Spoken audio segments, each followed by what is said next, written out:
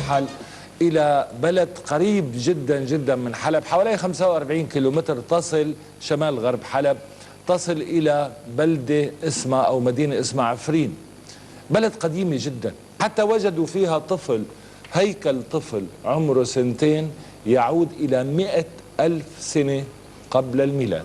من هذه المدينة ظهر شاب اسمه عبد الرحمن حاجي عثمان. عبد الرحمن حاجي عثمان أدخل الحاسوب لأول مرة، الكمبيوتر، إلى هذه المنطقة، علم آلاف الطلاب على الحاسوب، أنشأ موقع للإنترنت هناك. في هذا الموقع تستطيع أن تطلع على كل تاريخ عفرين، على رجالات عفرين، شهداء عفرين، علماء عفرين، أدباء عفرين، فنانين عفرين، وأيضا توزع جغرافي، القرى، الزراعة، كل شيء. في هذا الموقع أيضا يستطيع المغتربين أن يتصلوا بأهليهم عن طريق الموقع وبدون مقابل. يجب أن نرحب ونحترم الأستاذ عبد الرحمن حاجي.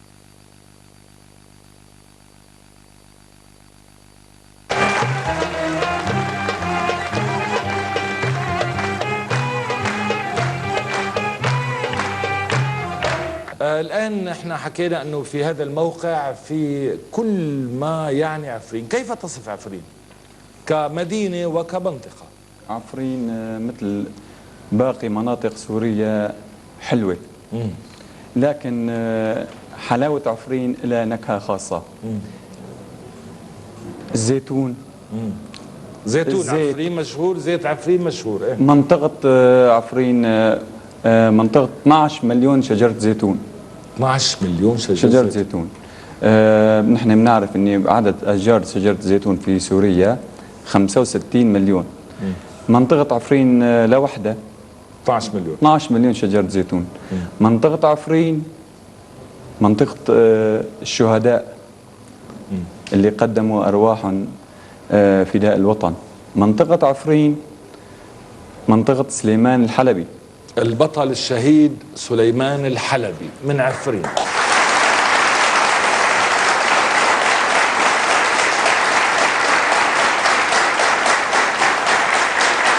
كنا استاذ عبد الرحمن بعفرين لم يكن هناك كمبيوتر، كانت بحاجه فعلا الدخول في هذا العالم المعاصر. ما دورك؟ استاذ توفيق، نحن بعصر العولمه من شئنا ومن ابينا. فانا كمواطن من سوريا ومن منطقة عفرين حبيت أواكب العصر، فسويت موقع متواضع للتواصل بين أبناء المنطقة وأبناء سوريا مع أهاليهم وأبنائهم في بلاد الغربية.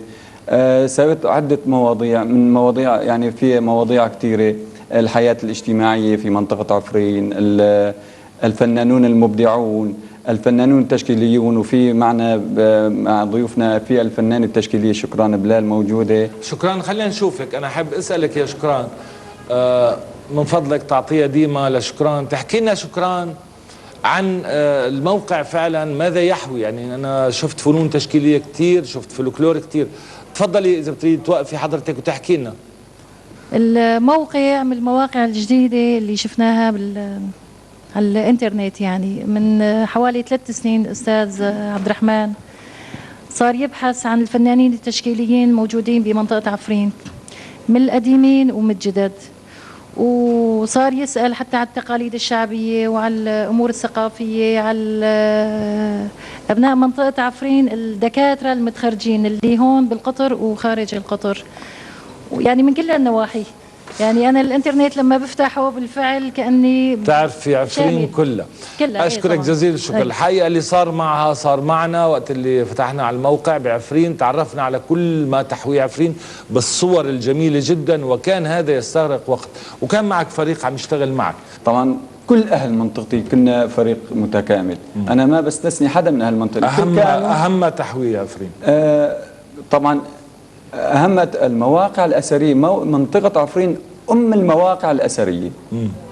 كم موقع؟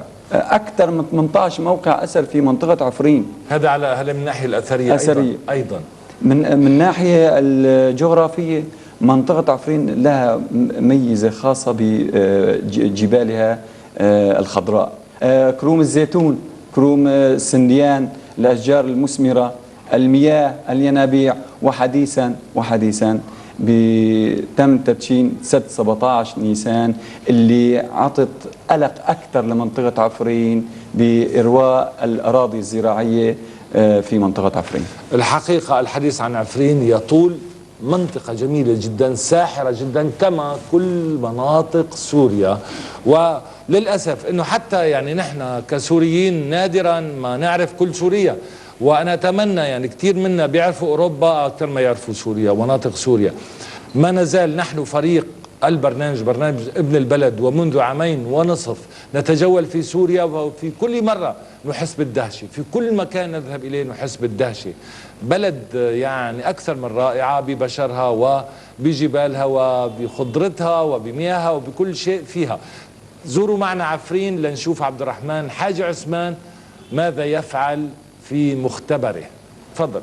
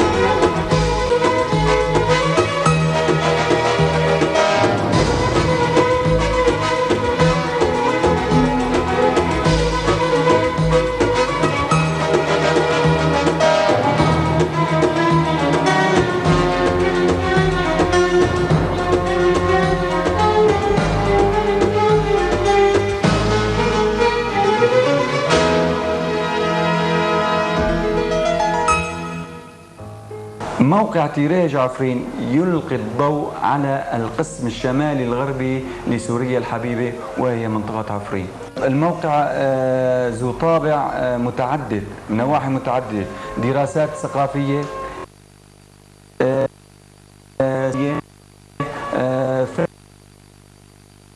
سكان منطقة عفرين حوالي 450 ألف نسمة. 450 ألف نسمة تقريبا. فيها 360 قرية ومزرعة. معظم السكان بيشتغلوا بالزراعة. بس نقول لك بالمية 85 بالزراعة.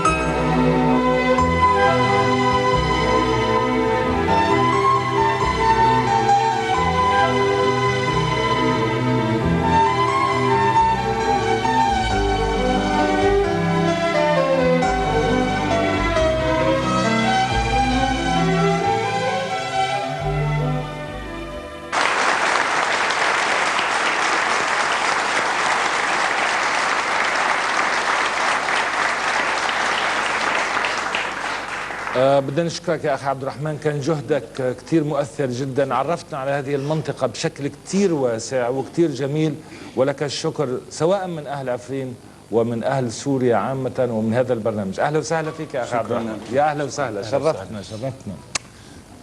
الآن بدنا نودعك ونقدم لك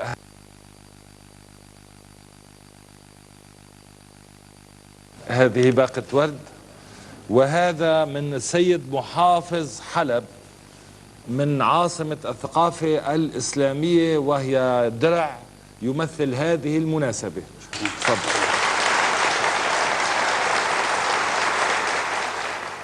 يا أهلا يا أستاذ عبد الرحمن. يا أهلا وسهلا. يا أهلا وسهلا. تفضل.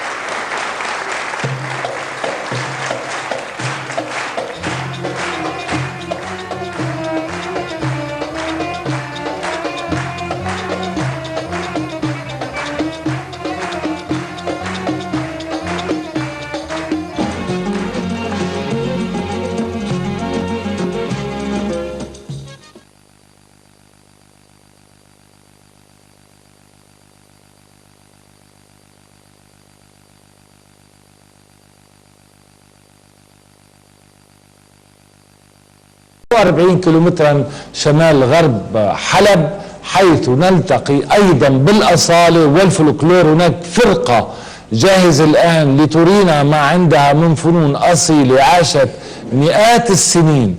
ومعنا رئيس الفرقة الفنان عبد الرحمن عمر. أهلا وسهلا فيك. أهلا وسهلا.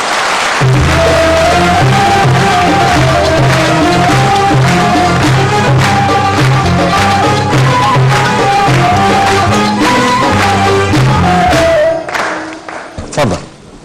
فرقتنا الفرقة الشعبية للتراث الشعبي الكردي في منطقة عفرين، بيمثل يعني الأغاني والرقصات والدبكات، أنواع كثيرة من الفنون الشعبية. وهي نفسها هي الدبكات ونفسها هي الرقصات اللي عاشت مئات السنين.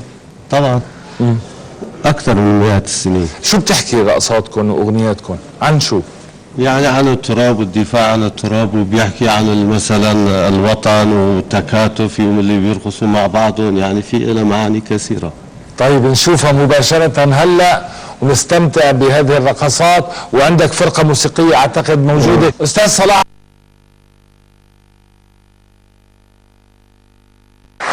احكينا أيضا عن الفرقة الموسيقية. هي الفرقة الموسيقية هي عبارة عن آلات بتمثل منطقة عفرين، فيها خصوصية مثل آلة البزق يعني. وكان موجود معنا كمان آلة الزرنة يعني، وفي دمج بين الآلات القديمة والحداثة. في معنا كمان جيتار بيس، بالإضافة إلى الآلات الإيقاعية الطبلة والكاتم. برأيك ماذا تقدم هذه الفرقة، سواء الفرقة الراقصة أم الفرقة الموسيقية؟ الحقيقة الفرقة الموسيقية والفرقة الرائصة بيحاولوا يقدموا الفنون الشعبية الخاصة بمنطقة عفرين، يعني كأغاني وألحان موسيقية وكرقصات خاصة بالمنطقة يعني. هل حافظت على أصالتها كما هي؟ طبعا حافظت على أصالة، مع محاولة تجديد الشيء القديم بالمحافظة على القالب الأساسي للألحان والرقصات بتكنيك حديث. أشكرك جزيل الشكر. نحن بانتظار نشوف هذا العرض الجميل.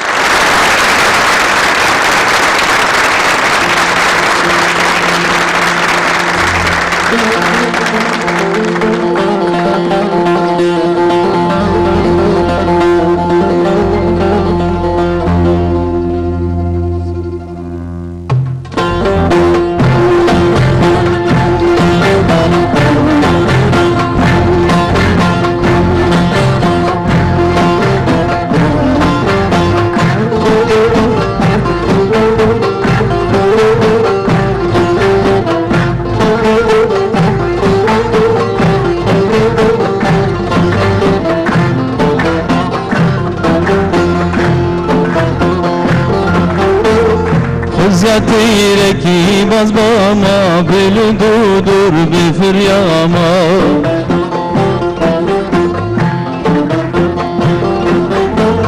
خل زتيركي باز باما بلدودور بفرياما،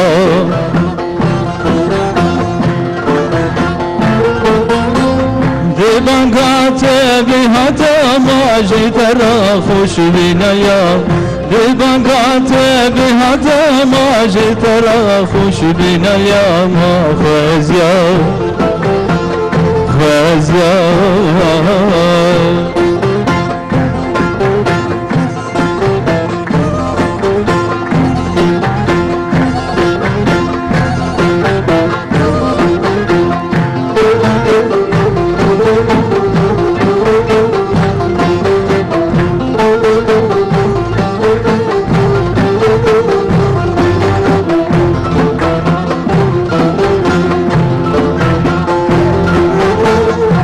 بالماما زبيل بالماما صرفش بيته ومجو الماما.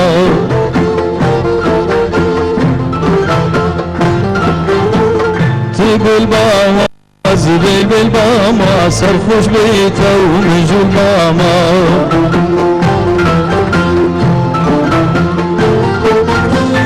ببينا تاشي أرباما جيت أراخش بينا اليوم. ببينا تاشي أرباما جيت أراخش بينا اليوم. فازيا فازيا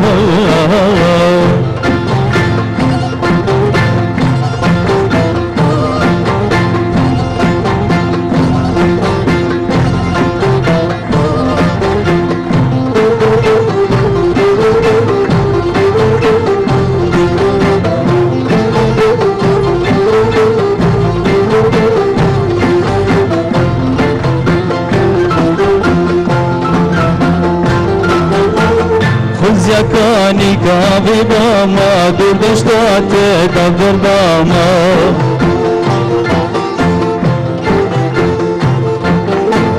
خذ زكاني كافي باما دردشتات دبر باما.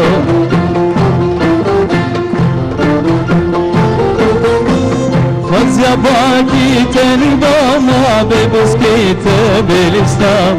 خذ يا باكي تاني باما ببسكيت بالإسلام. خذ يا خذ يا خذ يا خذ يا خذ يا خذ يا خذ يا خذ يا خازيا خازيا خازيا.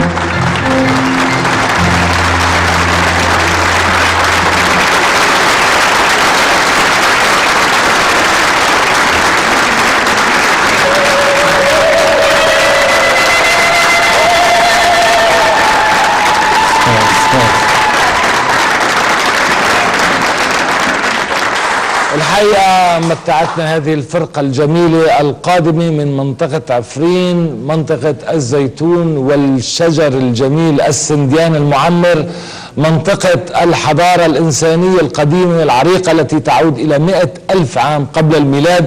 استمتعنا كثير يا سيدة إلهام بوجودك بيناتنا، واستمتعنا بكل نضالاتك العظيمة من أجل تدور عجبني يا أستاذ توفيق هالفولكلور القديم التراث، وبشكر الأستاذ عبد الرحمن على هالهمة هي إنه عم يحافظ على تراث بلده. ونحن دائما بندور على التراث، بنحب نحييه دائما، ما بنحب يبقى مدفون. وهالتراث هذا ما بنعرفه نحن، الآلات اللي عملها والحركات اللي عملوها شغلة جديدة علينا، وهذا شيء لازم تعرفه كل سوريا وكل العالم العربي.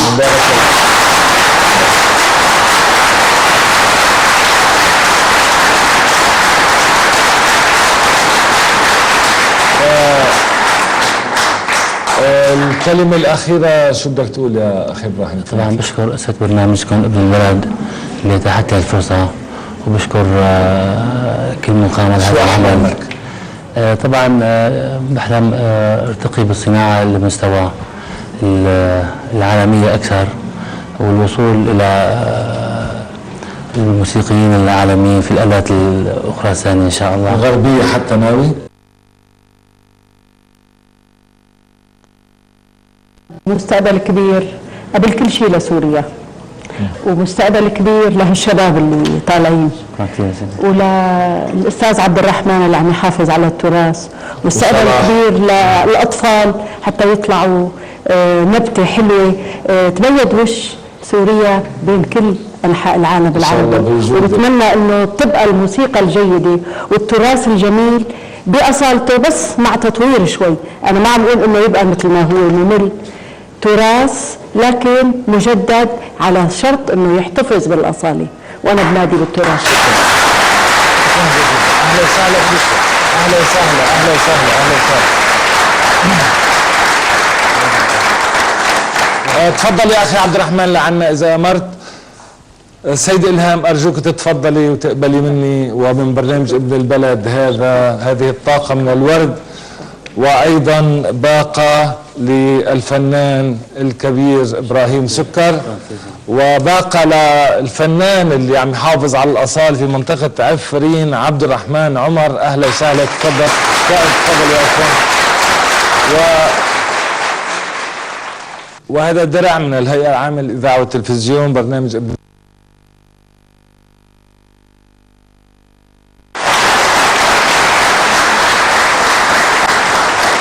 وأيضا درع مقدم من الهيئة العامة للإذاعة والتلفزيون وبرنامج ابن البلد للأستاذ إبراهيم سكر. ودرع مقدم من السيد محافظ حلب ومن مدينة حلب عاصمة الثقافة الإسلامية للسيدة إلهام أبو سعود. وأيضا درع من عاصمة الثقافة الإسلامية حلب ومن السيد محافظ حلب للسيد الفنان إبراهيم سكر.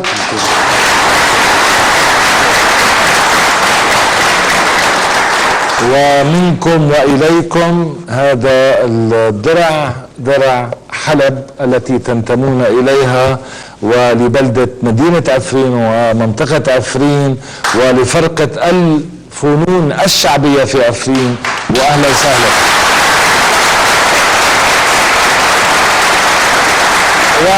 ودائما المؤسسة العربية للإعلان، وهذا فرصة لنقدم شكرنا للأستاذ مناف فلاح المدير العام للمؤسسة العربية للإعلان، ونقدم أيضا شكرنا للأستاذ رستم عكا الذي هو مدير فرع مؤسسة الإعلان في حلب، يقدم 5000 ليرة سورية السيدة إلهام و5000 ليرة سورية للأستاذ إبراهيم. وهناك أيضا هدية من شركة قاسم الخالد. تفضل أستاذ عبد القادر. عبد القادر الطفي باسم شركة قاسم الخالد رح يقدم للأستاذ عبد الرحمن، رح يقدم له قسيمة شراء، ممكن يشتري جهاز ب 6000 ليرة سورية.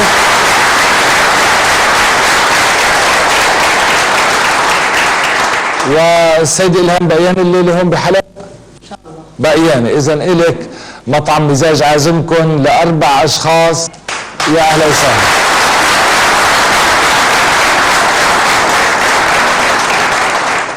في الحلقة القادمة سوف نستضيف جمعية لها تأثير بالغ في حياة أهل حلب، هي جمعية مار منصور، تقدم خدماتها للأطفال، للمسنين، للشباب، تجد لهم فرص الثانوية والإعدادية والابتدائية، تدعم كل الأسر المستورة بغض النظر عن الطائفة، بغض النظر عن الانتماء، أي انتماء. وأيضا في الحلقة القادمة سوف نستضيف الأستاذ محمد خير جعفر من منطقة عفرين. أيضا نقول أستاذ لأنه أستاذ في النحت، رغم أنه لم يتعلم فن النحت في كلية فنون جميلة، وإنما تعلمه من الحياة. كان يعيش حياة قاسية فصارع الصخرة فصرعه وصنع منحوتات شهد له بها خريجي كلية الفنون الجميلة. معظم الفنانين الكبار بأنه نحات من الطراز الأول، حتى في بيته وفي الصخر فتح مغارة وجعل منها متحفا.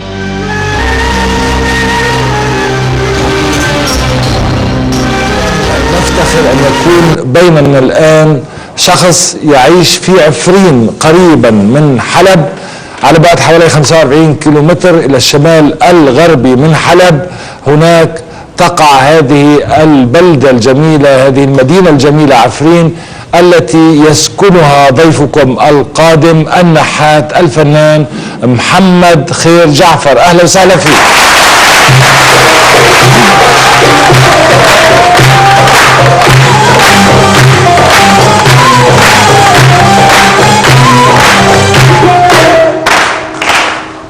محمد خير جعفر كانت حياته كتير بسيطة، وهو من عائلة طبعا كثيرة العدد، وكان عليه انه يتوقف عن الدراسة بالصف التاسع ليساعد اهله. ذهب الى لبنان، ذهب الى الاردن، وكان عنده هواية دائما هو الرسم، ومن ثم تحولت هذه الهواية الى النحت، واصبح نحاتا يعني من الطراز الاول. شهد له النحاتون خريجو كلية الفنون الجميلة بفنه الغريب والعجيب. حفر مغارة في بيته في الجبل، حفر بنفسه المغارة وأقام فيها منحوتات عز نظيرها بالفعل بجمالها الأخاذ وبموضوعاتها الأخاذة أيضا، فكان موضوعه المرأة والرجل وعلاقتهما ببعضهما، وكان أيضا موضوعه الأساطير القديمة. سوف نريكم الآن هذه الزيارة أيضا التي قمنا بها إلى عفرين، والتقينا بمحمد خير جعفر في عفرين وأدهشنا بمنحوتاته الغريبة فعلا. محمد خير جعفر، أهلا وسهلا فيك. أخي محمد، يعني مو بسهولة الإنسان يكون نحات، يعني النحت فن بحاجة لعلم، هناك مقاييس، هناك يعني مسألة الظل، مسألة اللون إلى آخره، هي مسألة بحاجة للدراسة. يعني كيف نصدق أنك استطعت فعلا أن تكون نحاتا بغير هذه الدراسة؟ أنا قسيت كثير بحياتي، القساوة هاي ما لقيت شيء أسد بها رمقي سوى أني أعمل بالحجر. الحجر هو أقصى المواد في الدنيا. حاولت اني اعمل شيء يفتخر فيه الرجال اللي من بعدي. وبحب اقول لك على شغله، بشكركم جزيل الشكر انك جبتني لهون لحتى اترك العنان لنظري واتمتع به بعد ايام لاكمل عمل اخر. لماذا النحت تحديدا؟ حزنك، ألمك، قساوة الحياة اللي عشتها؟ بالتأكيد هذا هو السبب؟ بالتأكيد. ولكن يعني عندما تصنع منحوتة، هل تلقيت مثلا من أحد قال لك هذا صح وهذا خطأ ويجب أن تفعل كذا وتفعل كذا، وبالتالي مع الأيام استطعت أن تنجز منحوتات فعلا يعني لها مواصفات ومقاييس صحيحة؟ نعم، هناك من كان يشجعني وهناك من نادرا كانوا يجوا ما يعجبون، لكن ما يقولوا لي. فشو بعمل انا؟ بجيب حتى يجي طفل عمره 9 سنوات وبتفرج على المنحوته هي، شو رايك فيها؟ بيعطيني رايه. بيجي شخص كبير باخذ رايه كمان، والثالث والرابع وهكذا. فنانين تشكيليين؟ نعم. شو قالوا لك؟ الفنانين تشكيليين طبعا ما اجوا بعد فتره طويله جدا، بعد عودتي من الاردن وتعرفت عليهم بمعارض في بيروت، فتحت معرض نحت في بيروت، من خلالها تعرفت على الفنانين، والفنانين شجعوني اكثر واكثر. الفضل الاخير يعود الى مركز تيريج سوفت اللي صور لي اعمالي ونشرا بالانترنت. عفوا، انت عملت معارض في بلبنان. نعم. واستمرت هذه المعارض سنوات، وايضا في الاردن، وكان نعم. ياتيك فنانين تشكيليين ليشاهدوا اعمال. شو قالوا لك؟ الجميع كانوا يتعجبون بعملي ويسالونني هل درست الاكاديميه؟ اقول لهم لا. يستغربون كيف تستطيع النحت شخص معين، وعلما ان النحت الشخص صعب جدا. المقاييس الاكاديميين بياخذوا مقاييس، انا ما درست اكاديميه، هم بياخذوا بطريقتهم الخاصه. انا عندي مقياس خاص اللي هو البياكوليس، يمكن بعض ما بيعرفوا، هي بيستعملوا المخرط اللي بيشتغلوا بالمخرط. ايه أنا بستعمل الآلة لأنها بتعطي الشبه بدقة جدا. وأيضا المهم أثنوا هؤلاء نعم أثنوا على عملك؟ نعم. قالوا لك من هذا العمل صحيح؟ نعم. ونكمل أنه شارك بمعارض عديدة جدا، وكان آخرها وأهمها أنه شارك في معرض خان الحرير أعتقد، أو في خان الحرير أيام. نعم. وحقق نجاحات باهرة، وهذا هو ما يدهش الحقيقة. رجل لم يتعلم في أي أكاديمية للفنون التشكيلية ويخرج هذه المنحوتات المدهشة. تعالوا لنزوره بعفرين ونشوف هذه المنحوتات مباشرة. تفضل.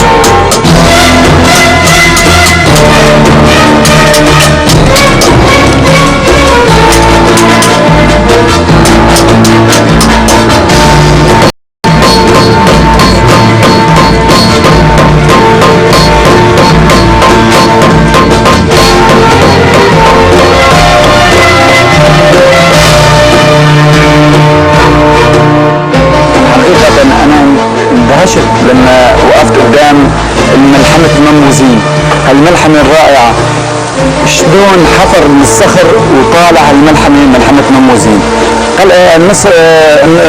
تمثال نصفي للبطل صلاح الدين، وقفت قدامه. هل من المعقول فنان مثل محمد خير جعفر يطلع معك عمل لم يدرس عمل أكاديمي، لم يدرس فن النحت أبدا، وطلع معه أعمال رائعة عم بيعبر عن معاناته، عم بيعبر عن معاناة الإنسانية.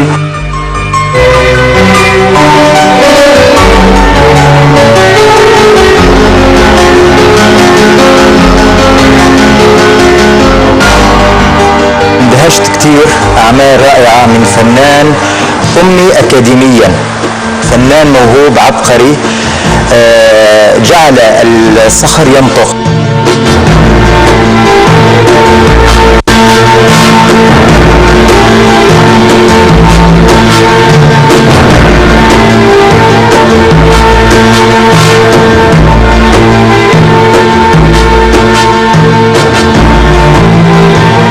أنا فخور كتير فيه، ما بيوصل النحت وعم يصنع التماثيل، ولما عم يزعل شوي يروح يبرك عند الحجر بالنحت، ما يزعل شوي.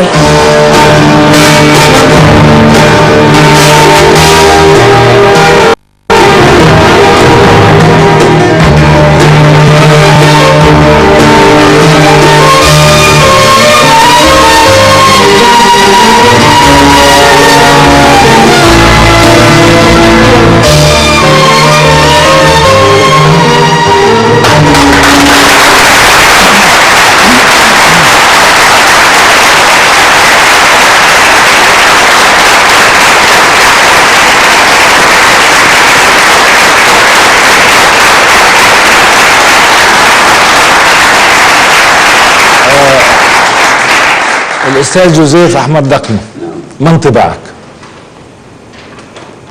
شيء جميل جدا يعني، فعلا الأستاذ فنان عظيم يعني، خصوصي الإنسان اللي بيقدر يتعامل مع صغر يعمل شيء فن حضاري ومعبر، شيء جميل. ما نزال في عفرين، وفي عفرين أيضا عقدت الدهشة فعلا ألسنتنا عندما أخذنا محمد خير جعفر إلى زميله النحات الآخر، وأيضا لم يدرس هذه الهواية لا في مدرسة ولا في كلية فنون جميلة، ونحن هنا لا ندعو لعدم الدراسة وإنما نشجع هذه المواهب. رجل فقير جدا وهو يعتز بفقره ولا يشعر فعلا بأي غضاضة أن نقول عنه أنه فقير. الآن ممكن تشوفوا مباشرة اسمه يشابه اسم فنان عصمت رشيد، اسمه عصمت رشيد أيضا ومن منطقة عفرين. أيضا رحنا على بيت فقير جدا، البيت عبارة عن غرفة واحدة فقط، وهذا الرجل اللي أمامكم هو الذي ينحت هذه المنحوتات اللي واضحة أمامكم الآن على طرف البحيرة. شاهدوا معنا هذه المنحوتات الجميلة، الحضور يمكن أن يشاهدوا هذه المنحوتات وهي من عمله ومن إبداعه. بعتقد من إبداعه، ما هيك؟ اثنين صغار، اثنين صغار اللي هو الأبيض واللي بجنبه، هدول من شغله. شوفوا المواضيع. ممكن ديما من فضلك تعطيه الميكروفون لعصمت رشيد، خليه يقول لي منين هالأفكار اجته، كيف قدر ينحت، كيف انه هو ما تعلم، وايضا هو طبعا عنده يعاني من المرض ومع ذلك ويعاني ايضا من الحالة المادية، مع ذلك هو يقوم بهذا الفن العظيم. احكي لنا عصمت. سنة طويل. تفضل. لا بس بعشر سنة طويل. تفضل احكي لنا عن منحوتاتك. عن المنحوتات صار لي 30 سنة بشتغل فيه، سويت أكثر من 40,000 تمثال في سوريا. 40,000؟ أكثر من 40,000، وأكثريته يشتروا الأجانب من التجار في حلب، أجانب يشتروا بالتجار الحلب. طيب وين اللي أنت عم تقول عم تبيعهم؟ في عدة تجار أنا بجي ببيعهم. طيب قديش عم تبيعهم حتى ليش ما معك مصاري؟ حسب يعني التمثال عم بعيش فيهم. طيب معقول ما معك مصاري؟ 40,000 تمثال أكثر من 40. وين المصاري؟ صار 30 سنة بشتغل. وين المال؟ ثمنهم وين؟ ببيع باكل فيه أنا وأولادي. شو تاكل فيه؟ أنت عندك غرفة واحدة. إيه. وين البيوت؟ وين اللي لازم يكون عندي غير الغرفة. طيب شو قديش عم تبيع هذا التمثال قدامك؟ كل تمثال بشتغل فيه شيء أسبوع، 10 أيام، 15 يوم، إيش باوي الباقي ببيعه. طيب مثلا قديش؟ 200 500 700 300 على حسب ايش باوي يروح منه. شو رايك جوزيف؟ يعني حرام، يعني بلاش، يعني اقل شيء بال 5000 وطالع يعني بدفعوا له ورخيص. يعني حرام الموهبه. 200 و300 و500 بتشتغل اسبوع؟ شو قالوا لك؟ تمثال اسبوع، في تمثال شهر، في تمثال 20 يوم حسب التمثال. وشو بيقول لك؟ قديش ما بيقول لك؟ اللي بيطلبوا مني ايش ما كان الصوره بطلع نفس الصوره. وقد ما اعطاك اللي بيشتري منك قد ما اعطاك بتاخذ، ما بتناقش. لا حسب تعبي كمان باخذ، اذا تاخرت فيه باخذ زياده. قديش زياده؟ يعني 500 700 حسب التمثال يا استاذ توفيق. انت عم تقول اقصى شيء 700. معقول؟ يعني معقول انك عايش بغرفه صغيره واولادك والى اخره وفنان و40,000 تمثال؟ ليش برايك؟ اخ عصمت، كان لو كنت صغير وكان عم ينحت وانا بقول لك بايع 40,000 صدق، فالشباب اللي حواليه صاروا يستغلوه. في تجار من حلب بيجوا لعنده ياخذوا منه 20 40 قطعه، القطعه ب 500، قطعه ب 300. هذا الزلمه فيه برغته كنت ولاد، عنده اولاد كتار. فبعد ما رجعت انا من لبنان جيت لعنده قلت له لا تبيع القطع بهالاسعار هذا. قلت له ليك انا ناحية عندي بالمغرب كذا قطعه بسوريا ماني بايع ولا قطعه نهائيا. ليش؟ انا اذا بدي اتعب بالقطعه هي وحده انا عاملها 12 يوم، بدي يجي لي واحد بده يشتري عنا في بلدنا اذا اخذت له 4000 او 5000 بيقول شو كلها حجر. ولذلك بحتفظ فيهم عند اللي بين المغارة. فالاخ عصمت بحاجه الى الماده وخاصه جسديا مثل ما نكون شايفين تعبان، عنده مشكله صحيه، عنده مشكله صحيه، ما بيحسن يشتغل غير الشغل من ناحيه فقط لا غير. الحاجه بيجبروا انه يبيع القطعه بالرخص هذا حتى يروح يشتري فيه خبز واكل لاولاده. نعود لمحمد خير جعفر. اشكرك جزيل الشكر يا اخي عصمت، شكرا جزيلا. تفضل استريح. بنعود لك حضرتك، يعني انت تنحت وتحط في المغاره وبعدين؟ اولا بطمح اني افتح عده معارض وطموحي اني انتسب للاكاديميه عفوا لنقابه الفنانين. اشترط علي بدك تفتح 3 معارض لحالك او اما 5 مشتركه. فانا قررت، خبرت المركز الثقافي بعفرين بدي افتح معرض بعفرين ومعرض بدار الكتب الوطنيه بحلب ومعرض في مدينه جنديرس والاخر بقامشلي، لكن بدي شرط يكون العدد 40 قطعه. فانت الان عم تعمل بدي احضر 40. هلا صار لي 4 سنين ونص بنحت ناحيه 23 قطعه. بعد بدي يمكن 2 او 2 ونص لحتى اكمل 40 اللي المتفرج اللي بده يجي على المعرض يكون يستاهل. ومن اجل ذلك ولا يعتمد في عيشه على الاطلاق على منحوتاته وعلى فنه الجميل، وانما يعمل في يعني نسميها آلية ثقيلة يعمل بها حتى يعيل أسرته، ومع ذلك وبعد هذا التعب المضني طوال النهار يأتي إلى البيت لينحت المنحوتات.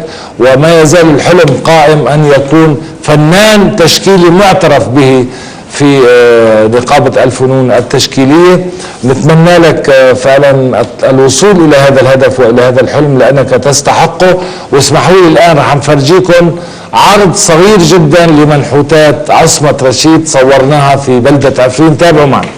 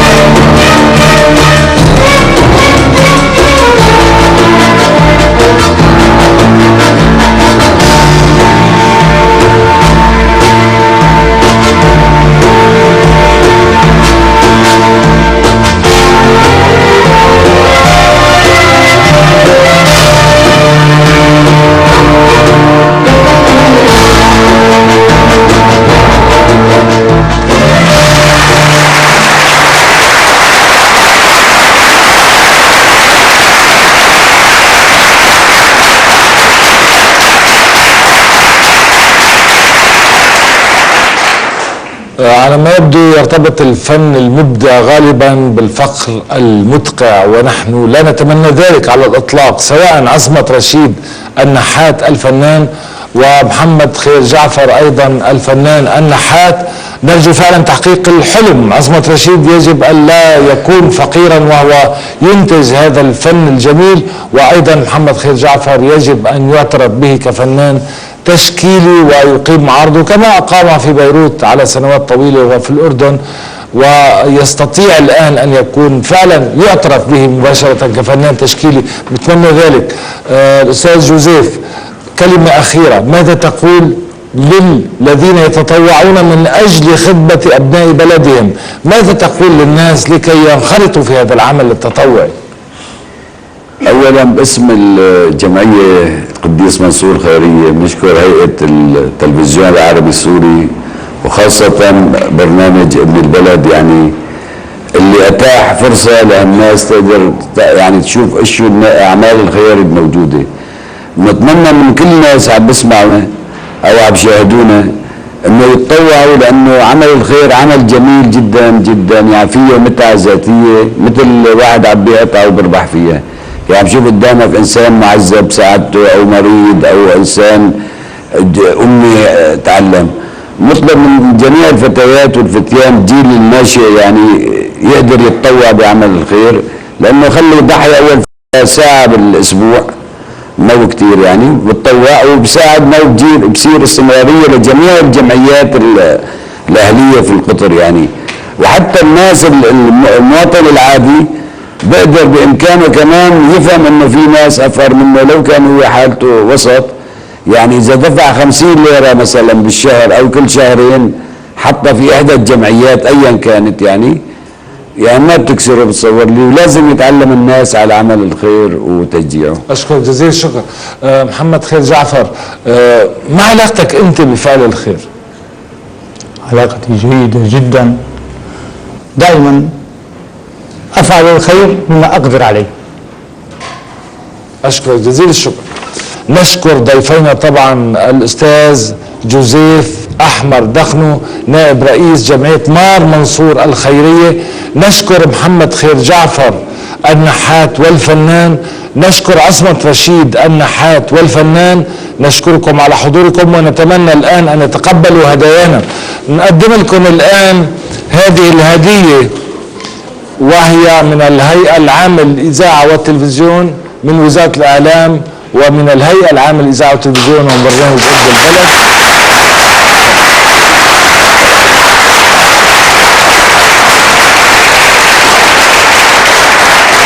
وهذه ايضا الهديه الثانيه ايضا من الهيئه العامه للاذاعه والتلفزيون ومن برنامج ابن البلد لمحمد خير جعفر. اهلا وسهلا.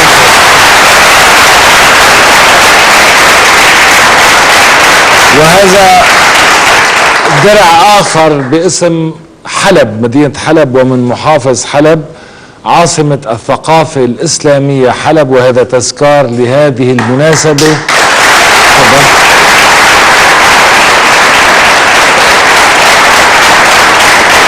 وأيضا لجمعية مار منصور الخيرية كل التقدير وكل الحب، وهذه الهدية أيضا من عاصمة الثقافة الإسلامية.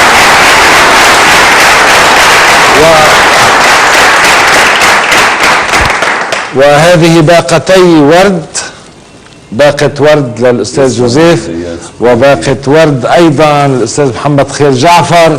وجايك يا عصمة، ما تظن أنك أنت بدون هدايا، جايك فورا. وأيضا هناك قسيمة شراء بمبلغ 6000 ليرة سورية من شركة الخالد للأجهزة المنزلية الكهربائية من حلب، أيضا نقدمها للفنان النحات عصمت رشيد.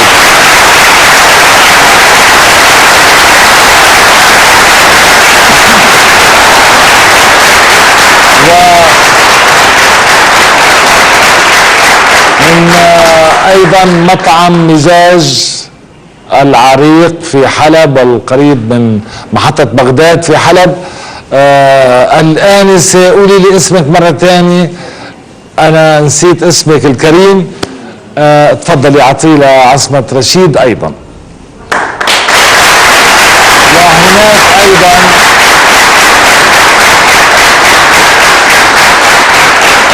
هيا عصمت ل4 أشخاص، يا ريت تجيب أسرتك وتروحوا تتغدوا أو تتعشوا في هذا المطعم. نتمنى هيك ولو هيك تستمتعوا فترة قليلة. أيضا نتمنى من حضرتك تقدمي أيضا 4 وجبات من مطعم مزاج قرب محطة بغداد في حلب لمحمد خير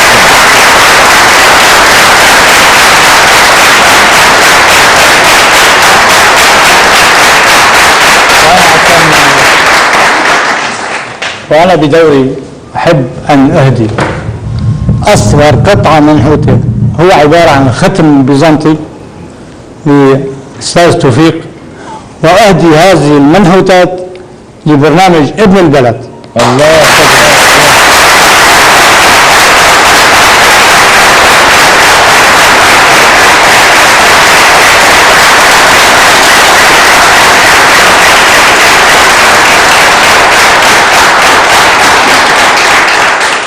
أشكرك جزيل الشكر باسم فريق البرنامج كله، ونحن حوالي 45 شخص، فمن عرفانين هالتماثيل لمين بدنا نعطيهم. أنا بقترح إنه نحطهم مثلا بالتلفزيون، بمدخل التلفزيون، بمكان ما الكل يشوفوه، تكون هدية